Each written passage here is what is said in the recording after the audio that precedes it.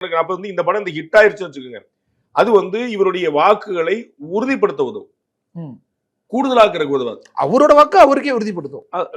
இல்ல, இந்த வாக்குங்கிறது இன்னைக்கு ஒரு குமிழா தானே இருக்குது. சால்டாருங்கிற ஒண்ணு இருக்குல்ல, இது உழுகுமா உழாதாங்கிற அன்புருவன் தானே இன்னைக்கு. எப்ப வேணாலும் உடையலாங்கிற மாதிரி இருக்குமா இல்ல தெரியாது. அது உடையலாம், உடையாம போலாம், கிடைக்கலாம், கிடைக்காம போலாம். ஆனா உறுதிப்படுத்துவது நமக்கு வந்து அந்த ஜோஸ்ல இருக்கக்கூடிய ரசிகர்கள் ஸ்லாஷ் தொண்டர்கள், அவர்களுக்கு வாக்களிக்கலாமா வேண்டாமா நினைக்கிறவங்க, நடுவுநிலையில் இருக்கிறவங்க, ஒவ்வொரு தேர்தலுக்கும் கட்சி மாறி மாறி போடுறவங்க, ஒரு மாற்று வேணும்னு நினைக்கிறவங்க நிறைய பேர் இருக்கிறாங்க. ஆனா அவங்க எல்லாம் இங்கதான் வந்து வாங்குறதுக்கு உத்தரவாதம் கிடையாது. அதெல்லாம் வந்து எங்கேயுமே போகாம நிக்குது. அந்த மாதிரி வாக்குகள் இங்க வந்து சால்டா வரும் அப்படின்னு நம்புறதுக்கு ஒரு நம்பிக்கையை கொடுக்கும். இது வந்து படம் வெற்றினா ஆல் ஸ்மூத்லி கோயிங், எல்லாமே சுலபமா போயிட்டு இருக்கு, ஈஸியா போயிட்டு இருக்கு, நல்லபடியா போயிட்டு இருக்கு அப்படிங்கறத ஆல் ஸ்மூத் அப்படிங்கிற ஒரு சென்ஸ் கொடுக்கும்.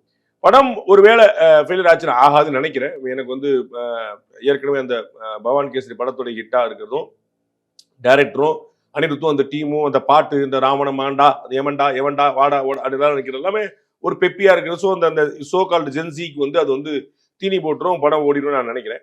ஒருவேளை இது வந்து நெகட்டிவா ஏதாவது கொடுத்துச்சுன்னா, அது பாத்தியா நான் தான் சொன்னேன் இல்ல, உட்கார முடியல எந்திரிச்சு, அது வந்து ஏதோ சினிமாவுடைய வெற்றி தோல்வி வந்து தேர்தலை தீர்மானிக்கிற மாதிரி கொண்டு போவாங்க. அதுக்கு சம்பந்தம் கிடையாது. நான் உங்களுக்கு ஏற்கனவே சொன்னேன், அவர் மலேசியால பேசுனதுக்கும் தேர்தலுக்கும் எந்த சம்பந்தம் வரப்போறது. குறைந்த விலை, நிறைந்த தரம், தங்கள் தேவைகள் அனைத்தும் ஒரே இடத்தில். ஜெயச்சந்திரன்.